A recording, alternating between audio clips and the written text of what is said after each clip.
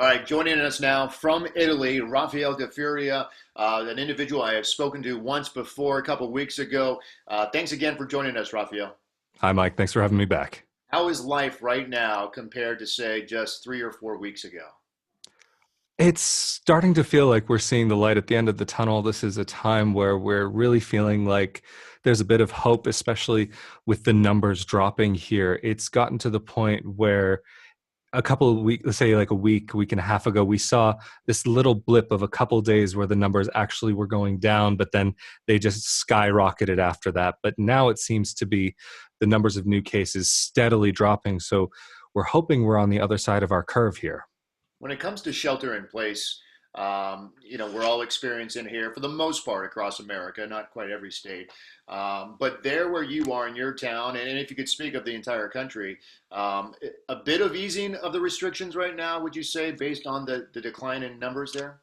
So at this point, it's very, very like slight. Up until now, we haven't been allowed to have food deliveries such as pizza or burgers, whatever you want. Um, but now, just actually starting this past Monday was the first time that they eased up on that and are now allowing for food delivery. So everybody here is very excited. And as soon as I was able to order, I made my first order for a pizza Monday morning. And as we move along in the days and weeks ahead, what's the vibe there in regards to how do you think people are going to respond post coronavirus here, post COVID-19? Is it going to be an immediate influx of people onto city and town streets? Do you think it'll be baby steps? What's your take on that? So I think if you're talking socially, just the people themselves, then I think people will want to get out as soon as they can. I think that's just human nature to want to be outside, and to be in a confined place is not natural for any of us. But if we're talking about from more kind of legal side, governmental side, the way like there's murmurs of what may or may not happen, and it seems like what's possible is that it may be slight easing up of the rules as time goes on. Okay, what about transportation? I know a lot of transit agencies across the country have obviously cut back on service. Some have just ended service altogether. A lot of people traveling across Europe and especially just within Italy. Mhm. The state of the transportation system right now, and will those restrictions start to be eased as well? So actually, I haven't really noticed, at least with local transport like buses, for example, we've still had bus services because a lot of people here don't drive, just because it's just part of the norm here. Owning a car here is much less common than it is in the United States. So people who do have those vital jobs can still get to work. I'm not necessarily sure if the same goes for trains. I would assume that things have been cut down, especially because you're not supposed to go from municipality to municipality. But within the area that I live, we still are having public buses running. Okay, That hasn't stopped. that hasn't stopped. Interesting. Interesting right there. But also a valid point in regards to in America, many more people do have vehicles Mhm. and drive as well. No, and Uh, that's been actually a thing that's I think that has been a huge advantage for the American side of things, is that you guys would be able to go for the drive-through, so to speak, testing or even drive-through food, whereas here, well, even restaurants just haven't been able to be open to begin with, but drive-throughs just aren't a thing here. mhm. Speaking of testing, just hospitals in general, um, the state of the hospitals right now in Italy. So they're Still still packed. very overrun. Some areas, I'm grateful to be in one of those areas where our hospital hasn't been as overrun as in other places, but it's still, the numbers are a lot higher than they really should be. I mean, there should be zero in theory, but it's really been very difficult waking up every day seeing that there's still so many numbers and still so many of our brave medical professionals, not just here but across the world, are still having to battle this invisible enemy. hmm Yeah, when I look down at the numbers right now, I mean, confirmed deaths in the United States attached to COVID-19, it's about Mhm. 14,000. Only Spain and Italy in this world have more reported deaths. Do you feel like everyone is being touched by someone maybe they've lost or know someone who has been lost there? Yes and no. Yeah. I can only really speak about myself personally, and the only people that I actually know who've been personally affected by this are actually in the United States.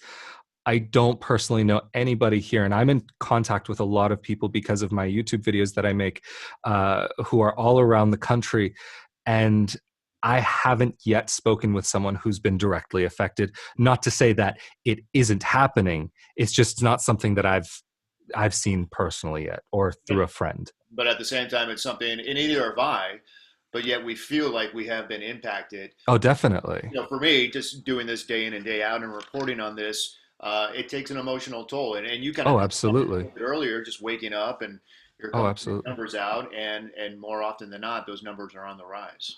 Oh, I've experienced the same thing. Like it definitely, even if it's not directly affecting us, it's indirectly affecting our daily lives. I mean, I guess you guys are actually working from home now, and even with like I was saying, with my YouTube videos that I make, it's become difficult to continue talking about this subject because it takes a mental toll on you after a while. There are things that it's great to try and focus on the beautiful things in life, but there are also some harsh realities that you do need to take into consideration. Yeah, exactly. And what do you get feedback on those videos from Oh people? yeah. Do they come out to you and what are they telling you? So most of the people that contact me are just thanking me for trying to stay positive and try to share something positive during a dark time. But there are also people who don't feel as though that they're getting the information that they really wish they could be getting from here.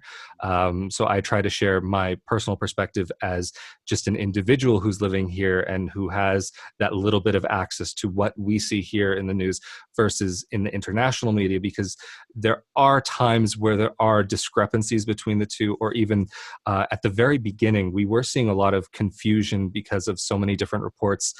Even here in Italy, there was one case that I remember specifically where there was one story, but it was reported on five different sources in five different ways. And then when it got to the international media, it was the translations, there was a lot of actual mistranslations of each of these stories. So the story developed and changed in the way that it was reported. So that's something that a lot of my viewers, and myself included, have been frustrated to see. What some people might even consider a misrepresentation of the situation.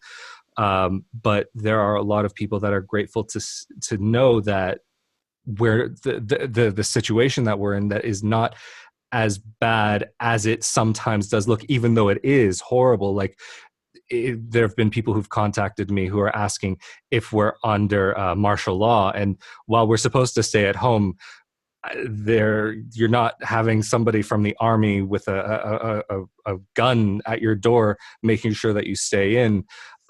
You do have that ability if you do need to go out, but that's also not to say that the government hasn't been cracking down. There are people who have been issued fines when they've gone out without proper reason. Even if you go out, actually I have it right here with me, you Yeah. have to carry a piece of paper which gives you all of like where you're from, where you live, where your address is, what the reason is that you're going out, and so on. So sometimes there have been people who have given reasons which may not be up to snuff.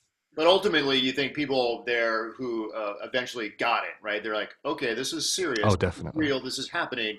Oh We all yeah, need yeah. to stay inside. And that is the reason you're starting to see maybe a decrease in the numbers there. Oh, I think that's really at the core of it. There were a majority of people who did take this very seriously very early on. Even I have family members who started trying to isolate starting at the beginning of February, and I know other people who were starting to be careful at that time as well. But then when it became a government mandated thing, then I think that's really what led to the numbers dropping down now. And really, it's almost was an experiment of sorts because we've never been through anything like this before. Nowhere has been through like something like this. So it feels almost as though that if you could call it an experiment, that maybe we're seeing some positive results from that because Yeah. nobody knew how it would go. Something I have in my car right now, Raphael, that I never had 2 days ago is a mask. So Oh, I went out to the store yesterday and I put the mask on, and more people where I'm at in California, I feel mhm. are are doing just that. It's not mandatory. It is highly recommended from local and state authorities. But I never thought I would do it, and now it's like, well, you know what?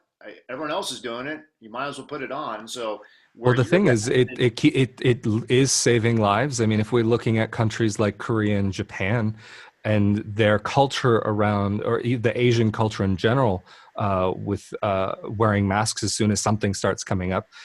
I mean, if you look at those countries, Japan, for example, has a very similar size to Italy, but with just a few more people, and they've seen a lot lower numbers than we have. So me personally, it can't help me but wonder if really that we need to start adopting these sorts of social behaviors in the West. yeah, yeah. One thing moving forward that, and I'll do both. I'll do that you look forward to, that you feel is positive, that's Mhm. happening there in Italy, and then one thing that maybe you're concerned about. And I'll start with the concern as the restrictions start to ease slowly, again, very slowly. But what's one concern you would have?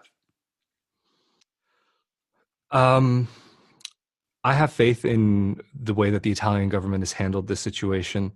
Uh, but I think there will always be those few people out there who may not listen to what has been recommended. So maybe for those few people who don't make the wisest decisions, um, I don't really see necessarily that it would go too fast. I think the Italian government has been very cautious.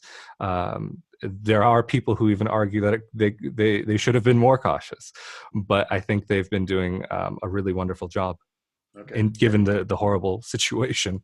Yeah, I like to end on a positive note. So As do I. I think we in America can only be stronger. That something like this will make us stronger as a country, as a nation moving forward. What do you think? What are you looking forward to in the weeks and months ahead there in Italy? To find some sense of normalcy. I think that we are in the middle of right now a an opportunity. During this time, there are so many of us that have the potential to learn something new, learn a new skill, learn a new subject or something. There are so many new online courses. There are so many different ways that a person can better themselves and their situation in their life during this moment. So I hope that we can all come out as better people, just all across the world. That not even just on what you do for yourself, but the way that we treat each other and the way that we can work together as a global community. Yeah, all the way down to being a better father for me, being a better husband. Yeah, I think that's well said. That's an Thank excellent you. point that we will get through this and it'll make us better as individuals, as families, as states, and countries. So, Rafael, I appreciate your time. And before we go, I mean, we mentioned the videos you're making. If people are just tapping into you right now, where can they see you more? You can go to youtube.com/Rafael di Furia, or you can just go onto Google Rafael space Difuria. Got to get it in. All right, Thank Rafael. you so much. Good to talk to you again. Be safe, Great and to talk to you too. see you in a couple more weeks here. All right, stay safe and healthy out there.